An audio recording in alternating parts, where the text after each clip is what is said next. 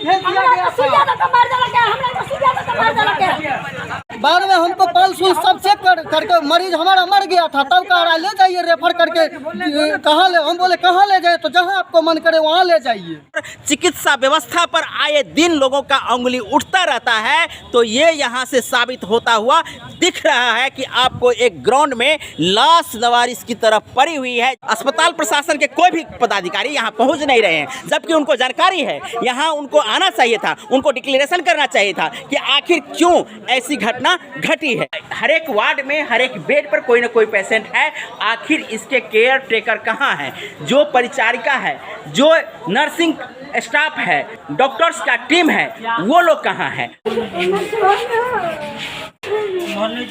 गरीबों के लिए एक वरदान साबित होता है, तो ऐसे में ये वरदान साबित होगा या अभिशाप साबित होगा? ये अभिशाप साबित है, क्योंकि ये एक जिला अस्पताल है, इस पे जिला की तमाम लोगों का निर्भरता है। और जब ये जिला अस्पताल का यह हालत है, तो बताइए यहाँ की जनता, गरीब और मजदूर जनता कहाँ जाएगी? आप लोग बगल के हैं, इस प्रकार की परिस्थितियों से कभी सामना हुआ है कि नहीं?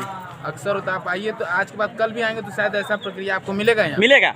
मान लीजिए आज आप यहाँ से हम चले जाते हैं, कल यही परिस्थिति दूसरे के साथ आएगा। मधुबनी सदर हॉस्पिटल का ये वार्ड, जहां मरीज इलाज कराने के लिए आ रहा है, इलाज करा के किस प्रकार से जा रहा है, उसकी हम आज पोल खोल कर रखते हैं। जहां आप देख सकते हैं कि इस हॉस्पिटल के आगे काफ़ी भीड़ लगी हुई है और उस भीड़ के बीच में एक एम्बुलेंस रखा हुआ है और उस एम्बुलेंस के पीछे एक लाश रखी हुई है। हॉस्पिटल प्रशासन द्वारा किस प्रकार की लापरवाही की गई है, उसका हम आपको जीता जागता उदाहरण मधुबनी सदर हॉस्पिटल से दिखाना चाहते हैं कि आखिर किस प्रकार की चिकित्सा व्यवस्था मधुबनी सदर हॉस्पिटल में है, जहां एक मरीज जो 6 दिन पहले इलाज कराने के लिए आते हैं और उनका इलाज के दौरान आज शाम 6:30 बजे मौत हो जाती है। किस प्रकार से उनकी मौत हुई है, ये जांच का विषय है। जब तक इसके संदर्भ में खास जांच नहीं हो जाती है, तब तक किसी भी परिस्थिति पर पहुंचना मुनासिब नहीं होगा। लेकिन जिस प्रकार से परिजन आरोप लगा रहे हैं कि हमारे मरीज को दवाई देने के कारण, सही इलाज नहीं करने के कारण मौतें हुई है, एक लावारिस लाश की तरह हॉस्पिटल का ये वार्ड जो है, उस वार्ड के आगे ग्राउंड में रखा हुआ है और ये लाश करीब 2.5 घंटों से यहाँ है। 6:30 बजे करीब उस लाश को यहाँ निकाल के रखी गई है और उसके बाद से अब तक उसी स्थिति में पड़ी हुई है।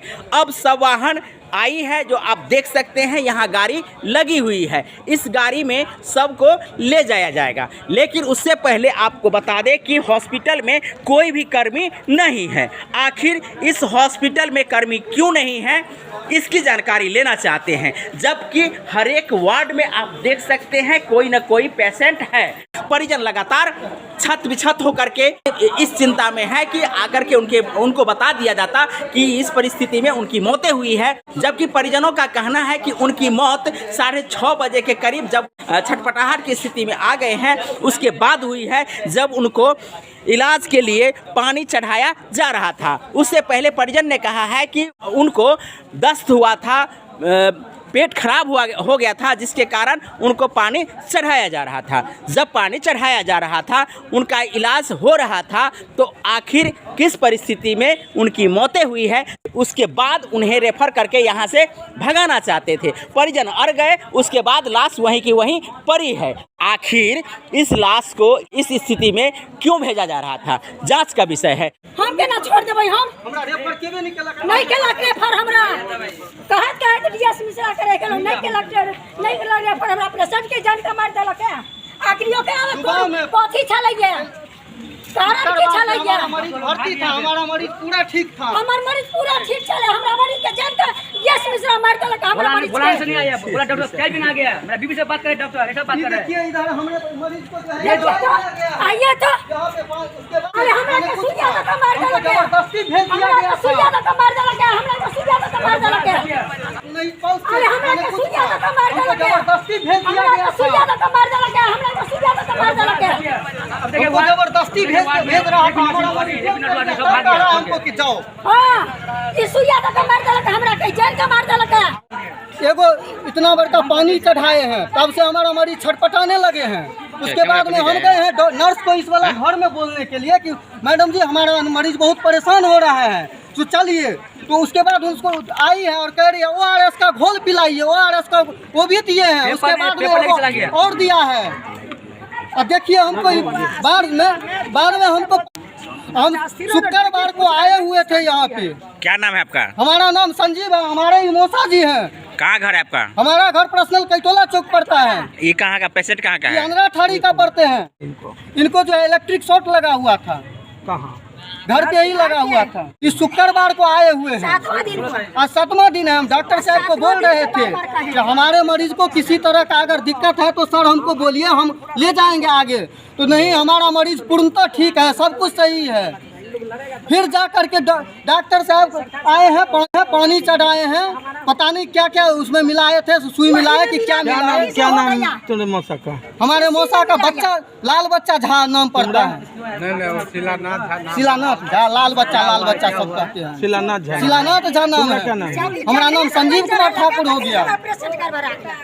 क्या मतलब लापरवाही? और बहुत लापरवाही हुआ है। हम बोलने के लिए गए हैं तो कह रहे हैं डॉक्टर साहब चाय पी रहे हैं, डॉक्टर साहब चाय पियेंगे तब ना आप डॉक्टर हैं कि हम डॉक्टर हैं। आप इसका कंप्लेन कीजिए। कहाँ पे करें कंप्लेन? हाँ ये है। तो क्या नाम है आपका? मेरा वो समझी है। आपका घर? मेरा नाम है चोला देवी। कहाँ घर है आपका? मेरा घर है कैटोला। ये कौन है जो पेशेंट के मेरा साथ में है? बहनों किसी में क्या हुआ है? सिंगल बहनों है। क्या हुआ है? उसका बिजली का शॉर्ट लगा हुआ है। कौन गया? हमारे उसमें ऐसा हुआ है। यहाँ आया हम कहा डीएस मिश्रा को जे अगर यदि पेशेंट सही नहीं है तो मेरा ट्रांसफर करो। लेकिन वो नहीं किया, नहीं मेरा पेशेंट सही है। हम कहा नहीं सर जी मेरा ट्रांसफर कीजिए। और देखिए ना तुम सही है ठीक है, कोई बात नहीं है। आप तो डॉक्टर है तो सही है, तो कोई बात नहीं है। बस ये करके मेरा इस समय को बर्बाद कर दिया। आप पानी चढ़ाने के वक्त में वो क्या कर दिया नहीं कर दिया तो जानकारी नहीं था। हम तो निमुंधन मूर्ख है, हम इतना पढ़े लिखे नहीं है।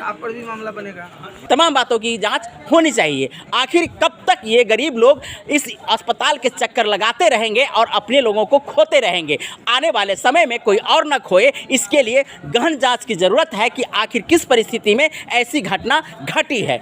आने वाला समय किस प्रकार की रहेगी ये नहीं पता, लेकिन आज यहाँ आप देख सकते हैं कि 2.5-3 घंटों से कोई भी अस्पताल ये कर्मचारी हो पदाधिकारी हो यहाँ पहुँच नहीं रहे हैं। हाँ, नगर थाना के स्टाफ यहाँ आ रहे हैं जो लॉ एंड ऑर्डर को कंट्रोल कर रहे हैं। यहाँ काफ़ी भीड़ भी बढ़ी हुई थी, लेकिन धीरे धीरे भीड़ भी कम हो रही है। आपको बता दें कि अभी हम जहाँ खड़े हैं वहाँ ग्राउंड में कुछ लोग हैं, उन लोगों से भी जानकारी ले लेते हैं कि आखिर इस प्रकार की परिस्थिति को लेकर के आप लोगों की क्या राय है। क्या नाम है सर आपका? मेरा नाम अश्वनी कुमार। क्या कहना चाहेंगे? यहाँ एक लाश जो है 2.5-3 घंटों से पड़ी हुई है। यहाँ एम्बुलेंस जो सप्ताह वाला एम्बुलेंस है वो आ गई है। क्या ऐसी परिस्थिति रहेगी तो लोगों का विश्वास अस्पताल जो सरकारी अस्पताल के रूप में गरीबों के लिए एक वरदान साबित होता है, तो ऐसे में ये वरदान साबित होगा या यहाँ के लिए हिसाब साबित है? क्योंकि ये एक जिला अस्पताल है, इस पे जिला की तमाम लोगों का निर्भरता है। और जब ये जिला अस्पताल का यह हालत है तो बताइए यहाँ की जनता गरीब और मजबूर जनता कहाँ जाएगी? बड़े बड़े हॉस्पिटल है, शहर में बड़े बड़े हॉस्पिटल हैं, वहाँ नहीं जाते हैं लोग। अधिकांश लोग यहाँ कौन से ऐसे तबके के लोग जो यहाँ आते हैं इलाज करवाते हैं? जो गरीब तबके के लोग, बिल्कुल बेशक कि वही बात है कि गरीब तबके के लोग जहाँ हैवी अमाउंट लगता हो वहाँ न जा करके इस हॉस्पिटल पर विश्वास करता है, ट्रस्ट करता है। आखिर क्यों? इसलिए ना कि यहाँ जाएंगे तो अच्छा इलाज होगा, यहाँ जाएंगे तो बेहतर सुविधा मिलेगा। और बेहतर सुविधा किस प्रकार से मिली है वो आप समझ सकते हैं। अस्पताल प्रशासन के कोई भी पदाधिकारी यहाँ पहुँच नहीं रहे हैं, जबकि उनको जानकारी है। यहाँ उनको आना चाहिए था, उनको डिक्लेरेशन करना चाहिए था कि आखिर क्यों ऐसी घटना घटी है। यहाँ कुछ और लोग हैं, उन लोगों से भी जानकारी ले लेते हैं और अस्पताल की जो स्थिति है उस स्थिति को लेकर के लोगों की क्या राय है वो जानना बहुत ज़रूरी है। लोगों का विश्वास यदि उठ जाता है तो अस्पताल में आने से लोग कतराएंगे कि सरकारी हॉस्पिटल में जाएंगे तो बच के आएंगे कि नहीं आएंगे, ये संभावना बनी रहती है। आइए एक भैया हैं, उनसे जानकारी ले लेते हैं। क्या नाम भैया? मेरा नाम प्रवीण कुमार। कहाँ घर है आपका? मेरा घर कैटोला है। बताइए, जो आप लोग बगल के हैं, इस प्रकार की परिस्थितियों से कभी सामना हुआ है कि नहीं? अक्सर होता है। आप आइए तो आज के बाद कल भी आएंगे तो शायद ऐसा प्रक्रिया आपको मिलेगा यहाँ। मिलेगा। मान लीजिए आज आप यहाँ से हम चले जाते हैं, कल यही परिस्थिति दूसरे के साथ आएगा, वो भी इसी तरह आएगा। कुछ देर डॉक्टर तक तो आप देख सकते हैं। मान लीजिए एक जिला यहाँ से जब आपसे ना संभले तो आप पहले बता सकते हैं, मगर ऐसा कुछ होता नहीं। रास्ते में एक मान लीजिए साजिश के तरीके हो जाता है। देखिए किसी पर जैसा ये बता रहे हैं उसको समझना आपको ज़रूरी है। जैसे उस लाश को बेहतर इलाज के नाम पर दूसरे जगह रेफर कर दिया जाता और इस हॉस्पिटल के ग्राउंड से 2 कदम बाहर निकलता तो परिजन समझ जाता कि अब मर चुके हैं, और ऐसी परिस्थिति में अस्पताल की तमाम जिम्मेदारी समाप्त। और ऐसे में ये लोग बताते हैं कि ऐसी घटना एक नहीं बल्कि आए दिन होती ही रहती है। क्या कहना चाहेंगे?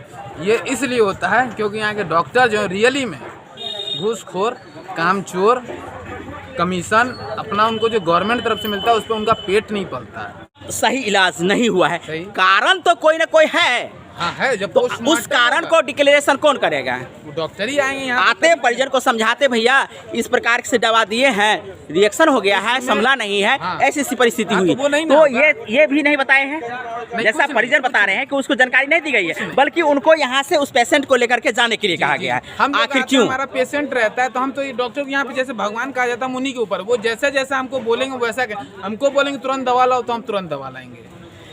सवाल फिर से हम आपको दाग रहे हैं कि जहां बिहार की शिक्षा व्यवस्था और अस्पतालीय व्यवस्था यानी कि शिक्षा व्यवस्था और चिकित्सा व्यवस्था पर आए दिन लोगों का अंगुली उठता रहता है, तो ये यहाँ से साबित होता हुआ दिख रहा है कि आपको एक ग्राउंड में लाश लवारिस की तरफ पड़ी हुई है, जिसे ले जाने के लिए सवाहन 102 गाड़ी लगी हुई है, और ये 2.5 घंटों से यहाँ कोई भी स्टाफ कहीं भी आपको नज़र नहीं आएंगे। और नहीं आने का कारण है कि कहीं ना कहीं वो गलती किए होंगे, इसलिए जवाब नहीं दे पा रहे हैं, और जवाब देते तो कहीं ना कहीं उनको यहाँ फेस करना पड़ता। किस परिस्थिति में हुई थी इन तमाम बातों को लोग जानते, लेकिन यहाँ लोगों को खाली हाथ यानी कहें तो बैरंग लौटना पड़ेगा।